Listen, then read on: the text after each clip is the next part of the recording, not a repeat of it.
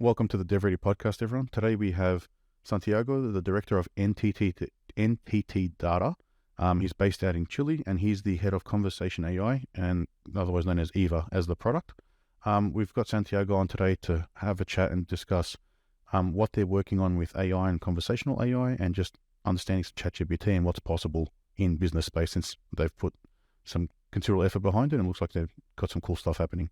Welcome aboard, Santiago. Nice to talk with you, Anthony. It's a great pleasure to be here in your program and your podcast. Thank you to invite me. Thank you. Could you just tell us a little bit about yourself and what you do at NTT Data, and then we can take it from there. Great. I'm passionate about technology and how technology can help people to improve their lives. And that's why I'm working in one of the leader IT consultancy companies in the world, that is NTT Data, and my role is focusing how can we use the artificial intelligence to improve the communication between a brand and their customers. For several years, we are helping many different brands and companies to improve their customer services and other internal processes, thanks to the artificial intelligence. Now, on some of the services you were providing earlier, was that more machine learning driven, or was it prior to ChatGPT, I'm assuming? So there was a lot more effort involved probably in deploying a solution, I would imagine. Yes, we use all the technologies available in any moment. For several years, we are used intensively the natural language processing that is based in language models that uses machine learning behind, and also those models uses transformers like models like BERT, Roberta, and other models. And once the large language models came into the play, we started using like GPT-3 3 years ago. And for sure, the ChatGPT launch in December that surprised all of us. It was a great news for everybody because it opened a new way to make better communications between a brand or a company or an organization and their users or their clients and customers. So you mentioned earlier that it's focusing really on customer service and how to improve communications between the brand and their customers or their stakeholders effectively. What sort of ways were you introducing AI into that channel, in the customer service channel? Is it more like support, chat agents, or how have you been deploying this, and what sort of benefits have the businesses had? Well, we use in different ways. The most visual and the most simple to explain is the automation of the communications through channels like instant message apps like WhatsApp, Instagram, social network, or Facebook Messenger. Also, chats embedded in websites or embedded in mobile apps. And we additionally automate the phone calls in the call centers that are, everybody has suffered in some way how bad can be to interact with a old contact center where you have to press buttons several times until you finally catch some agent that can attend you. It's very, probably everybody has a bad experience with a bank or a telecom company or with an airline. And this is the focus for us to help those brands to improve. And this is good for the final users and clients, and also is good for the companies. They can interact better with their users. So you may be behind the change or the software that's tell me what your problem is, and you say it, and then they then try and find the right agent or department to work with and pass that query on. And the good news here is that thanks to technologies like ChatGPT and other language models, the quality and the experience, it's increasing more and more and more. And the dream to have perfect customer service is more close now. Of course, behind there are a lot of complexity because it's not so simple to provide this kind of experience. But this is a new step, no, in the good direction. And you asked me in the question also how we are using the generative AI and the ChatGPT models in the business today, because everybody or it's possible that you have interacted with ChatGPT and you discover that sometimes the answers are not accurate, or we can find hallucinations, when sometimes it invent things.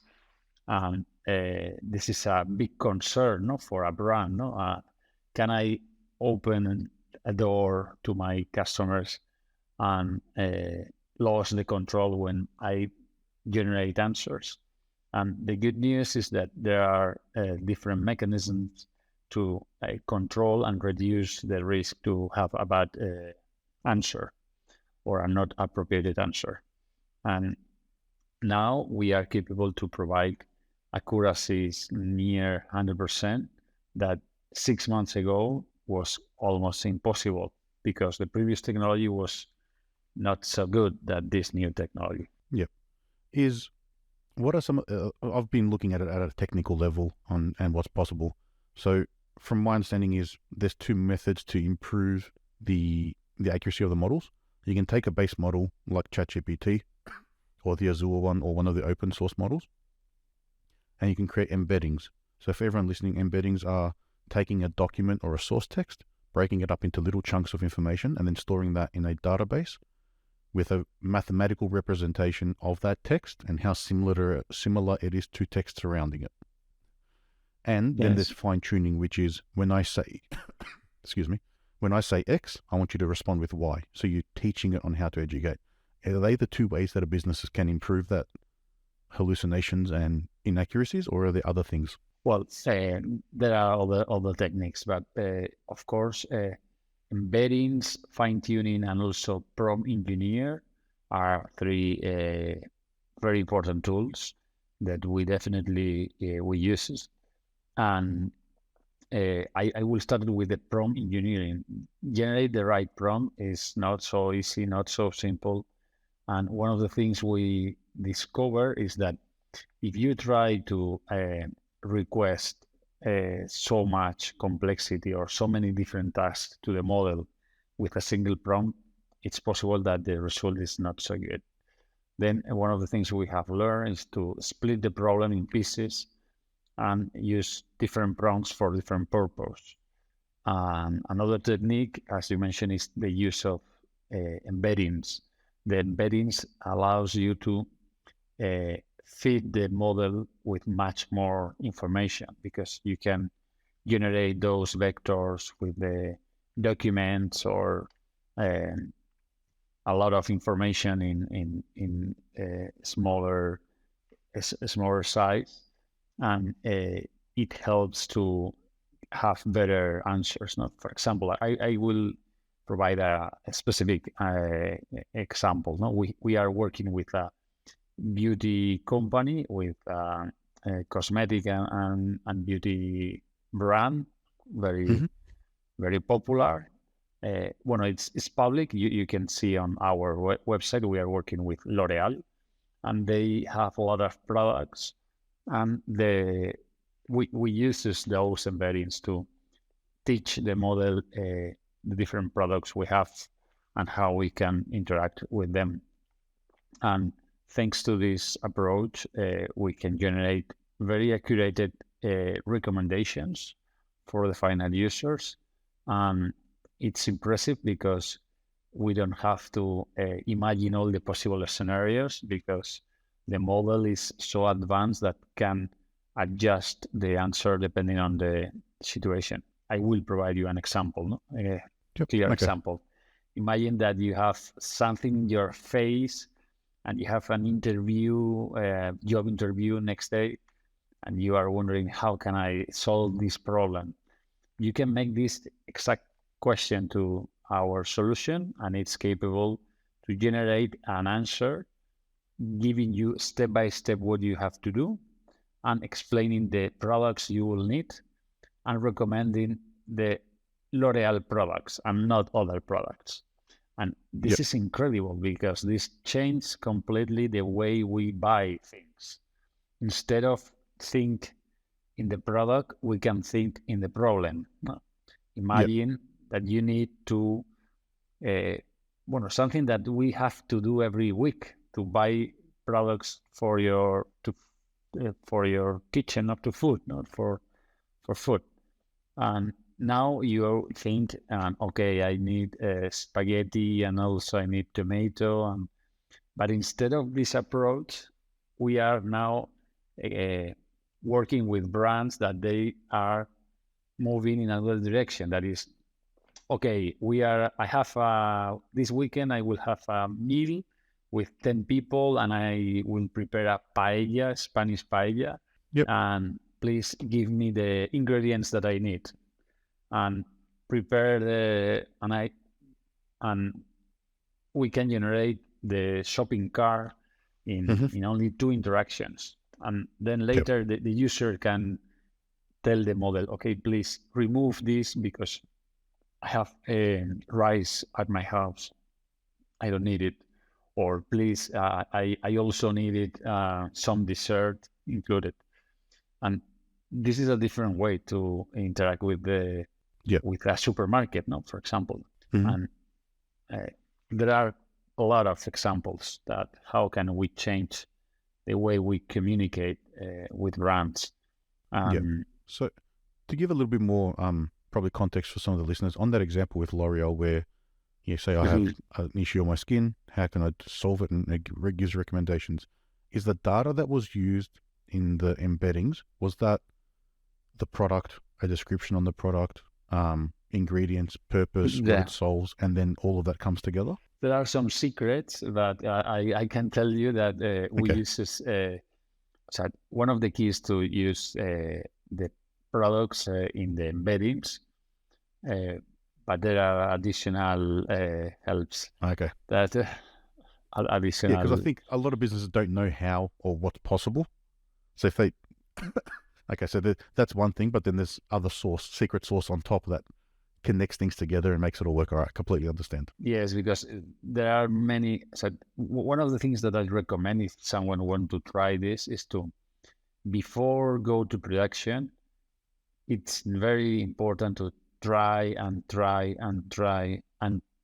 find the holes. And there is something, and there is a new job that is prompt hacking. That is very important now in any organization, because those models are so extended and are prepared to answer everything. And then to be safe when you go to production, you need to make a lot of tests before, with bad intention, because for sure outside you'll find people with not good intentions when you interact with your system. But that makes sense. But because anything, you can say anything, so you have to probably guide it and understand your prompt correctly to try and restrict what it's capable of talking about. Indeed. Yeah. And you said earlier, so when ChatGPT came out in December, that actually surprised you.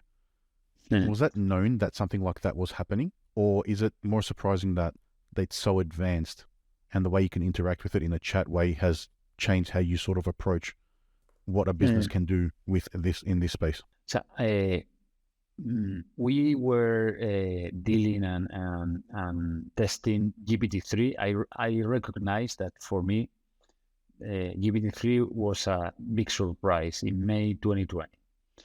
But at the same time, when we tried to apply to the industry, we discovered a lot of problems with the first version of GPT-3, because they had a very erratic behavior and they give answers very not adequate, not good answers.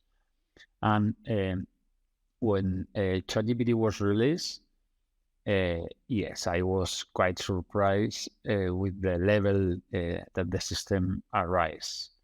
And I was even more surprised when I go deep in the understanding of how those models were built. Because, probably, Anthony, maybe probably you know how was this model created, or a little bit, not too much. but I will say something that is not 100% perfect, but I will try to simplify and to express the process. No, that is for sure is much more complex. No, but to simplify, it seems that the OpenAI team, they took 74 terabytes of data, text data, open data that is available on the network, or books, scientific papers, or conversations in Twitter, things like that. There's Reddit and Wikipedia, yes, and things like that as well. Wikipedia and many, many different sources in order to make some balance in the training. Then they reduce and they post-process those 74 terabytes of text. They reduce until less than a terabyte, because at the end there are, if you analyze the humanity text, there are many things that are duplicated or things like that.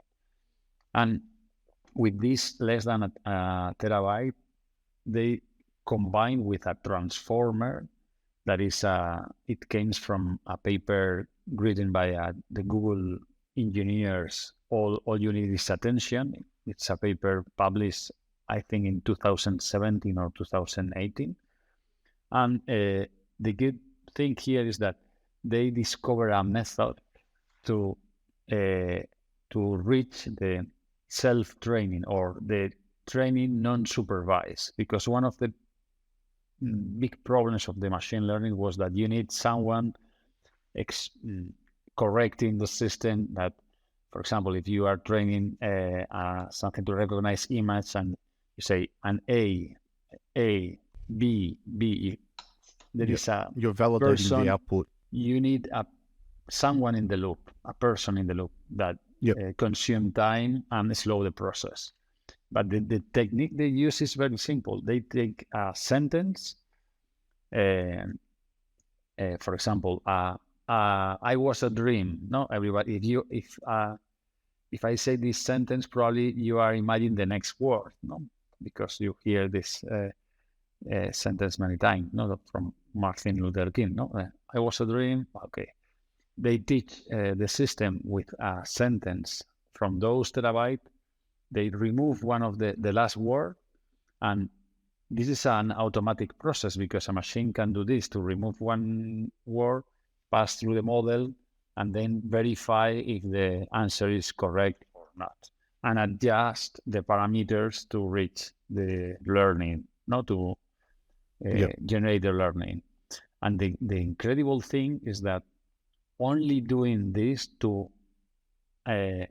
trying to predict the next word, a lot of capabilities emerge.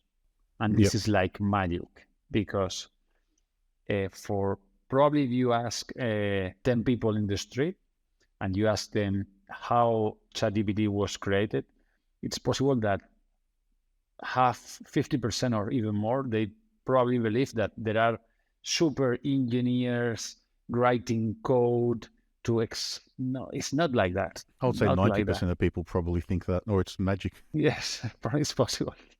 So, but no engineers, any engineers have decided or programmed that ChatGPT, the model behind ChatGPT that is GPT-4 or GPT 3.5, how to translate English to French. And this capability emerge when you reach and you increase the number of parameters, and you use the enough amount of data, of balanced data and data with good quality.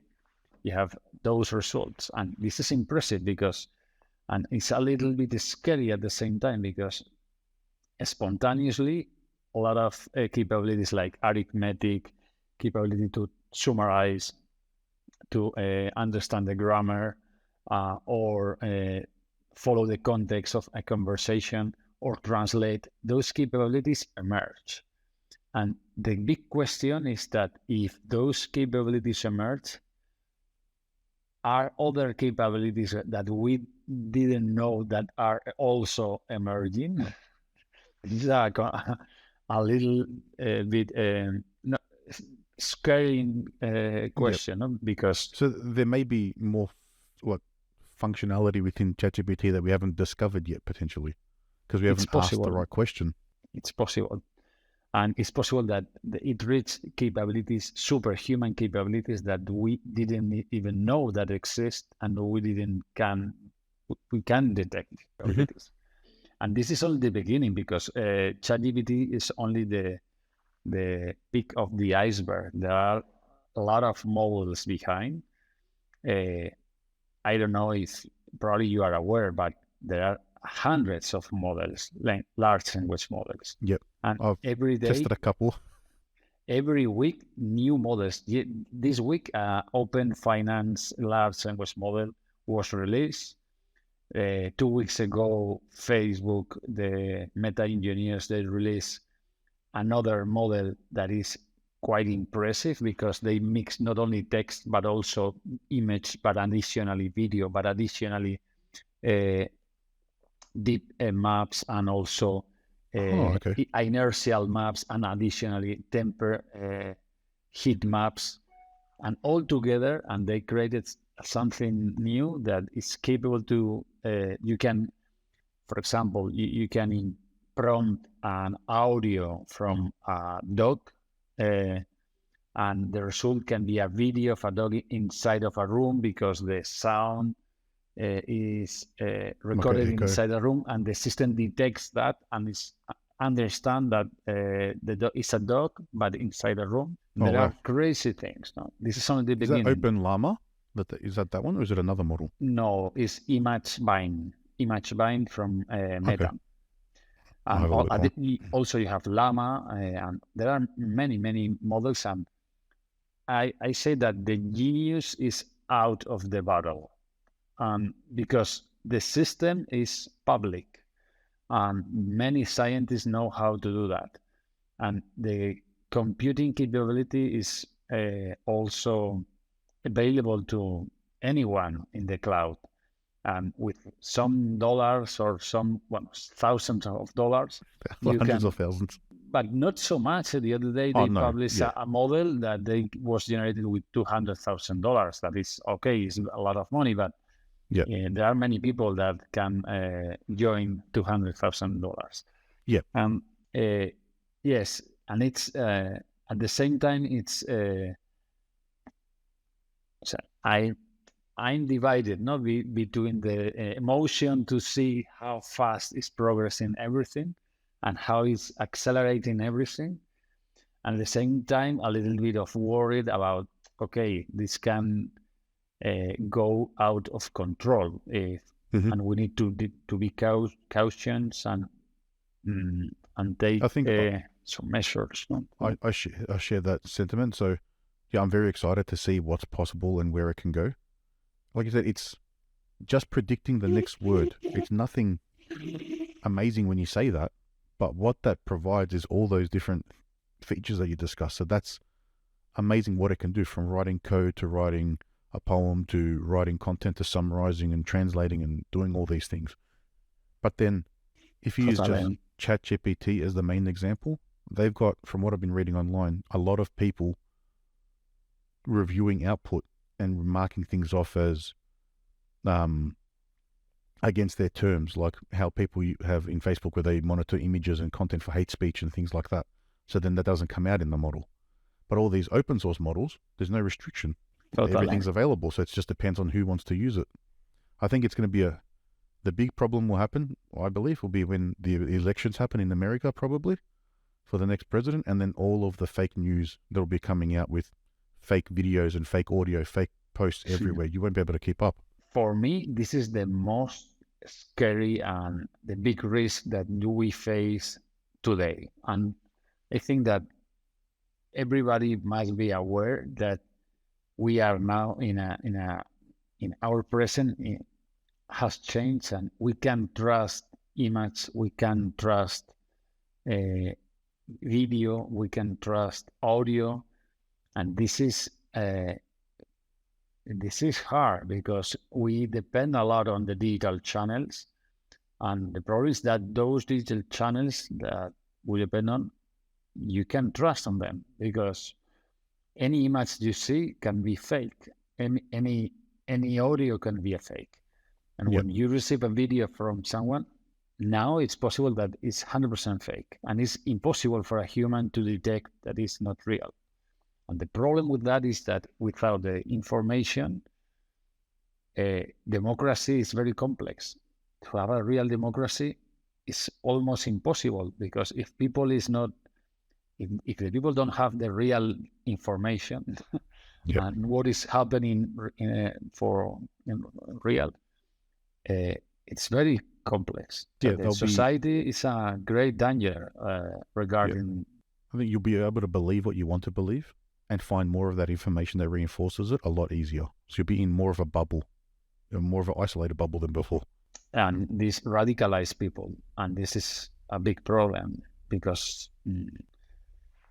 I think, like with all the fake content, effectively, before Photoshop, everyone had to use Photoshop. But there was ways to detect when things weren't real in Photoshop because of your layering images and merging things together, and there's artifacts. The new images, there's no artifacts because they're created from scratch with the modification. Yes, so there's pixel by another pixel. level. There's another level of things that have to happen.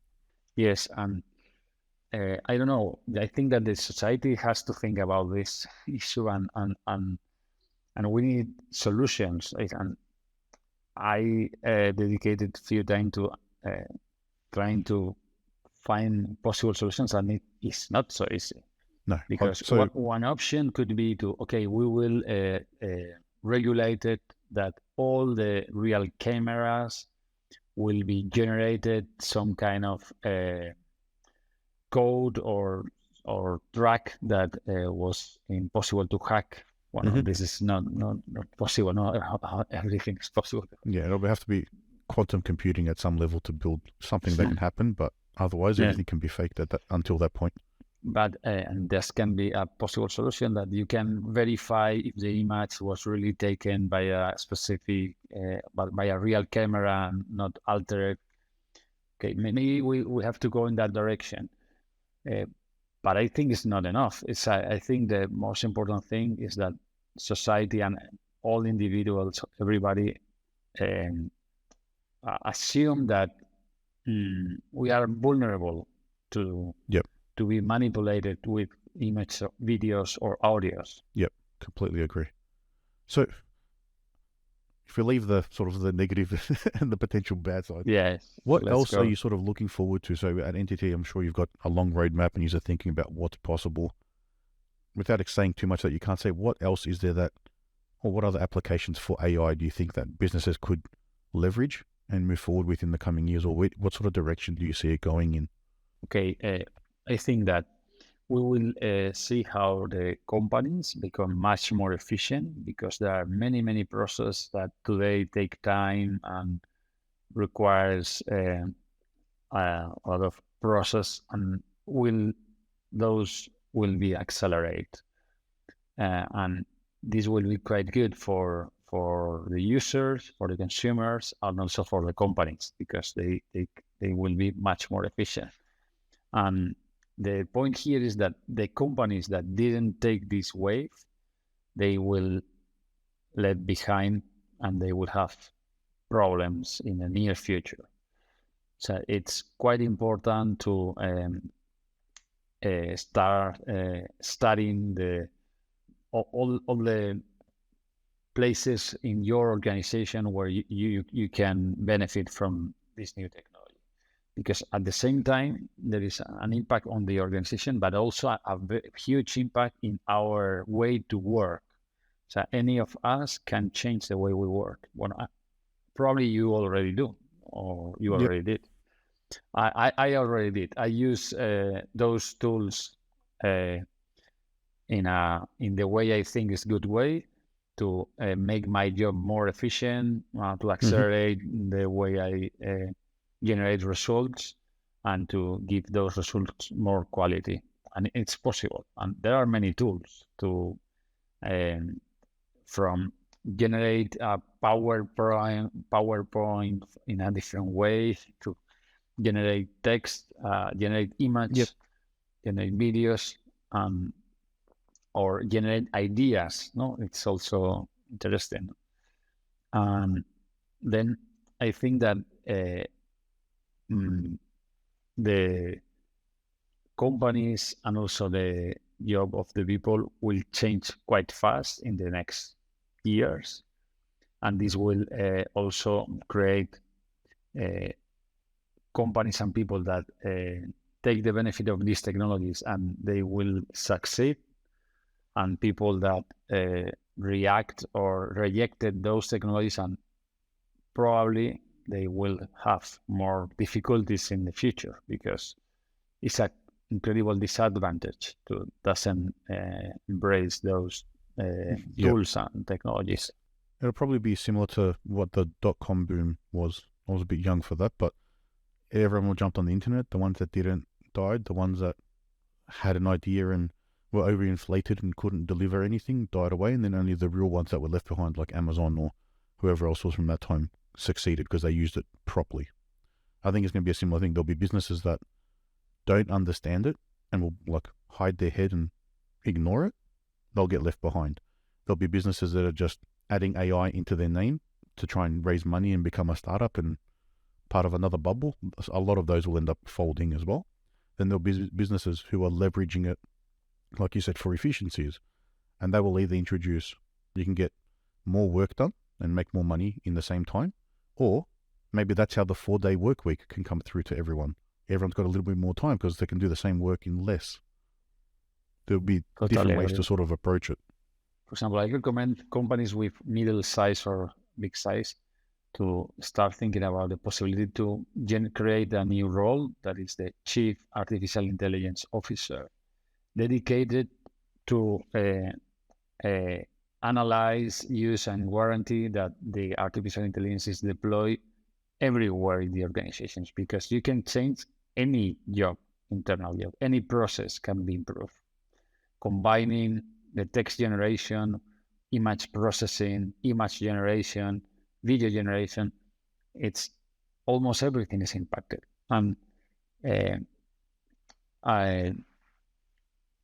it's difficult to see all the possibilities. When we sit with a client, one of the things we like to do is to make brainstormings and workshops with a methodology, advanced methodology, to try to identify the good use cases and possible ways to apply the technology. And it's incredible. Each workshop, you discover new things, because only the people that is making a specific work can identify, any people can identify new use cases or new ways to take benefit of this technology. With sorry, sort of that process there where you have workshops and you're understanding what the processes are and all the individual steps, do you find that you need to be on top of almost everything that's happening in the space to understand which AI tool is the right one to use in that process? Or is it more just because you know what ChatGPT is capable of, we could do part of this using that process rather than trying to find a tool? Well, it's a good question. So trying to be informed about everything is today, I think, is a battle impossible to win. It's because everything is happening so fast at the same time that yes, I think that, well, I don't know how is this. I'm sorry, I don't know how that's the best concept, but how are you keeping up with the information then? I'll ask it that way. For me, what I recommend is to find good sources of information, because there is a lot of noise also.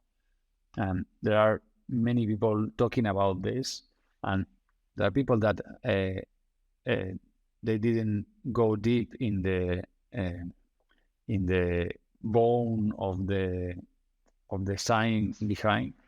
And okay, you can lose time if you listen something that is not accurate. And my recommendation is try to find the most accurate source information. I try to read papers that, okay, I understand that it's very complex sometimes for most people, that it's hard to read those papers. There are other sources that there are teams that are working and making very good improvements. For example, I strongly recommend to follow OpenAI, DeepMind, that some teams inside Meta also that are doing quite a good job. And there are many teams, no? And on the other side, there are a lot of entrepreneurs or new startups that is much more complex to understand and follow them, because it's not so easy, to finding them and understanding the business model behind and the quality of the solution. It's not so simple. But of course, it's interesting to have an eye open and test so what I do is when I learn something or I hear one tool that is interesting for me, I test, and if it works, I start using. Yeah, we did a similar thing with our podcast. So we've got Adobe's Premiere's there's a new editing tool that's called Autopod, AI driven. It can automatically edit the podcast for you. Wow. So it cuts the gaps out. When you're speaking, you'll be brought forward. When I'm speaking, I'll be brought forward in video, and it does all the multi-track editing. Wow. 1 minute edit now on to get the audio, and then we have to review it. So there's still a process there until we find another tool that can review the podcast. But follow the same thing. It's find a tool, test it. If it works, then use it and gain the benefit. Totally agree. Santiago, it's been a very good chat. Plenty of information here for people who have been listening. If anyone wants to reach out to you, I guess they can reach out to you on LinkedIn. Is there anywhere else or any other way for anyone to get in touch? Yes, of course. If someone want to contact me, I'm in LinkedIn. My LinkedIn is Santiago Santa María. Sorry, it's a little bit long. And yes, I'm happy to answer possible questions or help other people if I can. Okay, not a problem. We'll share the link out when we put the episode out as well. All right, once again, thank you, Santiago, and it's been a pleasure. Thanks, Anthony, and congratulations about your program. Thank you. Quite good.